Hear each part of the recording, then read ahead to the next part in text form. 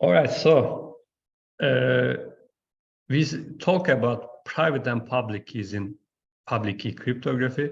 So we always say that whenever somebody wants to encrypt a message and send it to you, we said that they are going to use your public key for encryption.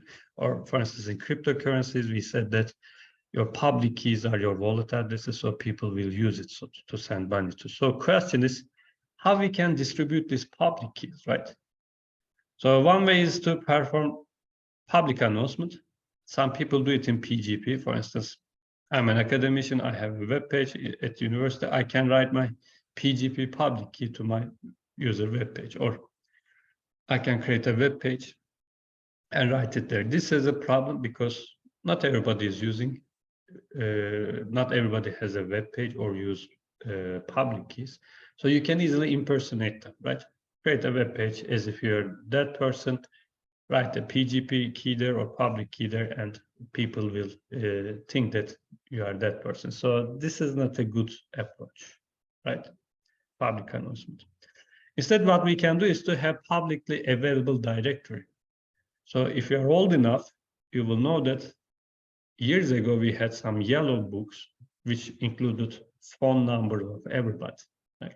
Such a phone list would allow you to, find the people that you want to get in touch with. So for instance, your friends from high school or your military service, so you find their name 20 years later and try to call them. Of course, when you did that, somebody will answer and say that, I'm living here for the last 10 years and there's no such a person. Probably they left that place and went to another place and so on and so forth.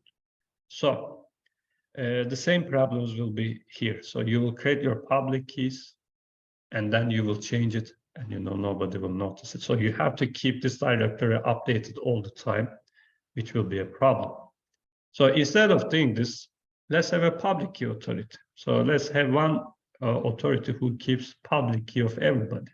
So whenever you want to communicate, you can go to this authority and ask for the person's public key that you want to communicate. So think about it as as if we use it in the internet. So whenever you want to, for instance, visit Google, Amazon.com, or whatever, you need to know what the public key is. So you go to this authority and ask it.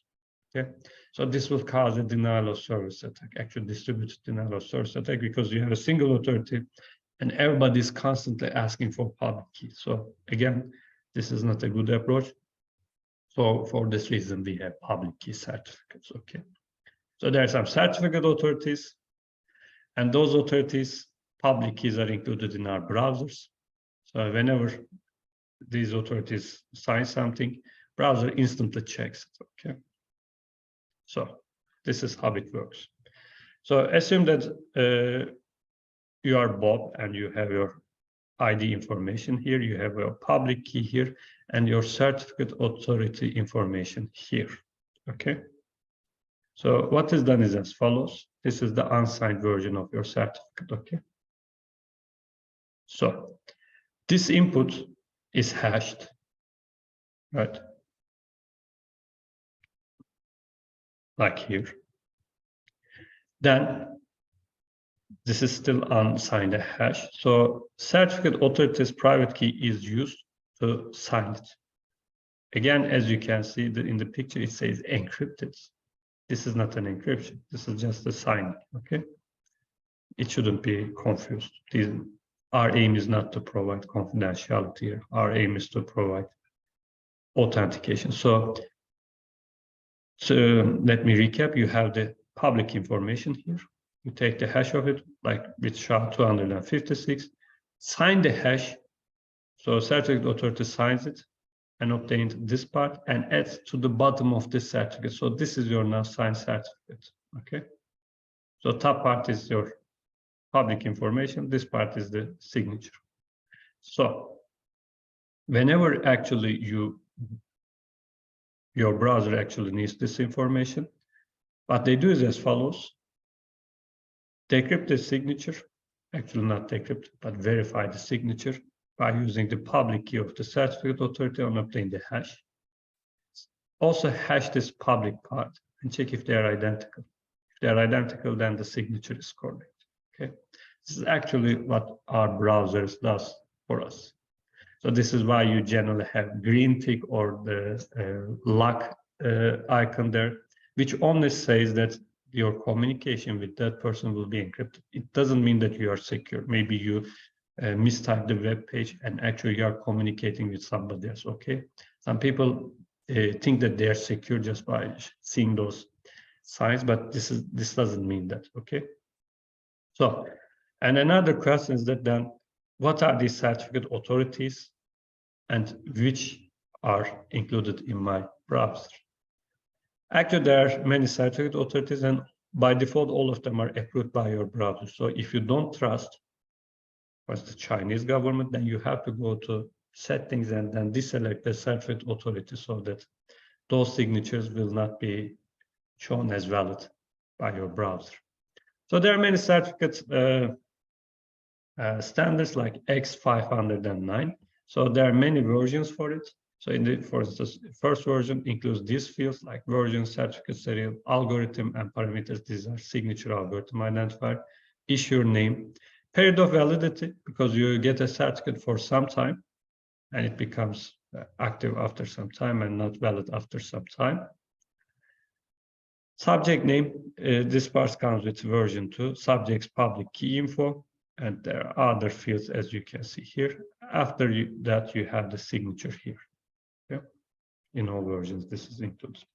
So even if you create a certificate for 1 year, maybe you want to delete it, right? Then you revoke it. So everybody also keeps a revocation list if a certificate is, revoked before its expiry date. Okay, so you have to keep such a list. So after the certificates, let me conclude this part by talking about key lengths. Then I will also talk about some bug in OpenSSL. But let me first finish all of these topics by talking about key lengths. So in the past, we said that 8-bit security was enough. Okay, so we still have some 80-bit symmetric key encryption algorithms like present, which supports 128 bits, but also 80-bit secret keys, which is an ISO standard. So we no longer believe that 80-bit security is good enough because we have enough computational power to break these algorithms. Okay, so but if you want 80-bit security, you can use 2 DES or present. But if you want to use RSA that will give you 80-bit security, you can use RSA 1024. As you can see, this is the factoring modules. But if you still want to stick to this security as a hash function, you can use SHA-1. Due to birthday paradox, recall that this gives you 80-bit security. If you want to use discrete logarithm, then your key can be 160 bits, but your group size again has to be the same like this, 124 bits. But if you stick to elliptic curves, your secret key should be just double of this due to Pollar's law algorithm. Okay, but we say that this part is not secure, but this is important because in the late 1990s or the beginning of 2000s, we said that this was enough because technology wasn't that good at the time. But now we have many devices like GPUs, but also ASICs that can perform many operations in a second. So performing 2 to the 8 operations is not that hard for agencies. So we don't use this. But the thing is that we still see academic papers where they use this factoring modules because they read papers from the beginning of 2000s where they say that 1024-bit modulus is secure enough. So yes, that was secure enough in 2000, but it is not secure in 2023. This is why you cannot use this part. So NIST says that at minimum, you need 112-bit security. So if you stick to this security, you can use triple DES, a symmetric key encryption algorithm. If you want to use RSA 2048, you can use. This is why many web pages, as you can check, the certificates are signed by RSA 2048, which I see as unnecessary because there's no need to, live at the edge, right? and just move on to this part. Why would you use something which might be not secure maybe 20 years later? Right?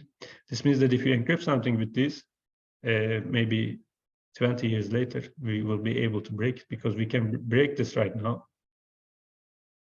We are not that close to breaking it, but still technological advancements can allow us to break this. Here, again, these parameters are similar to this. So we suggest minimum of 128-bit security. So this means that you can use AES-128, you can use SHA-256, elliptic curve with 256-bit secret keys, or RSA 3072.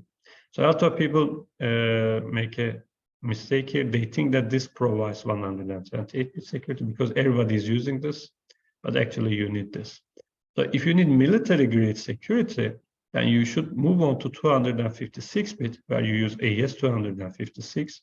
Again, our Zoom communication is encrypted with this one. But here, as you can see, due to sub-exponential time algorithms here, this modulus increases really fast. So you need 15,000 bits for RSA for this security. So this would be really problematic for performance, or also if you want to design and hardware, working on 15,000 bits would not be that efficient. But elliptic curve cryptography will still give you very good security just by 512 bits. So this is important. Not everybody knows these relations, but this is the part we should leave at the minimum. This is why cryptocurrencies are here, which also provides short public keys and so on. But if you need military-grade security, you should move on to this part. So let me finish this part by giving a bug in OpenSSL, which happened last year when I was teaching. So there was a problem, which is shown as severity high, and you can find it from this number. The problem was infinite loop in Bn mod square root function in OpenSSL. So this happens when you're parsing certificates, okay? So this function, which computes a modular square root, contains a bug that can cause it to loop forever for a non-prime module, okay? Internally, this function is used when parsing certificates that contain elliptic curve public keys in compressed form or explicit elliptic curve parameters with a base point encoded in compressed form. It is possible to trigger the infinite loop by crafting a certificate that has invalid explicit curve parameters, okay? Recall Bitcoin's elliptic curve. There we had parameters like the elliptic curve definition, the base point, the order of that point, and so on. So whenever you want to communicate like this, you have to check those domain parameters, then perform operation. Here, this function is called before checking the validity of those domain parameters, okay? For instance, in Bitcoin, you don't need to check those domain parameters because the elliptic curve is fixed and everybody is using that. Here, when parsing certificates, you actually forge an elliptic curve, which is not actually an elliptic curve. So this way, you create an infinite loop by calling this function. Since certificate parsing happens prior to verification of the certificate signature, any process that parses an externally supplied certificate may thus be subject to a denial of service attack, because this function goes into an infinite loop. So you actually use CPU cycles of servers just by making this attack, okay? Performing this attack. The infinite loop can also be reached when parsing crafted private keys, as they can contain explicit elliptic curve parameters. So to give a short definition, vulnerable situations include TLS clients consuming server certificates. So any client that receives a server certificate actually can go into an infinite loop. TLS servers consuming client certificates. So now you can attack any server with this by giving these false parameters. Hosting providers taking certificates or private keys from customers. Certificate authorities parsing certification requests from subscribers. Anything else which parses ASM1 elliptic curve parameters. This is just a representation of elliptic curves. Also, any other application that uses this function where the attacker can control the parameter values are vulnerable to this denial of service attack. Okay, so as you can see, in an implementation here, again, this is the kind of attacks we see. So we observe that whenever people revise their codes, they sometimes remove important parts. Here, what they don't include is the checking of domain parameters first, then verifying the signature, okay? So, but in papers from 1990s, we say that whenever you need to perform operation, first you have to check the domain parameters, the validity of them. So this is why cryptography knowledge is required to discover this kind of attacks.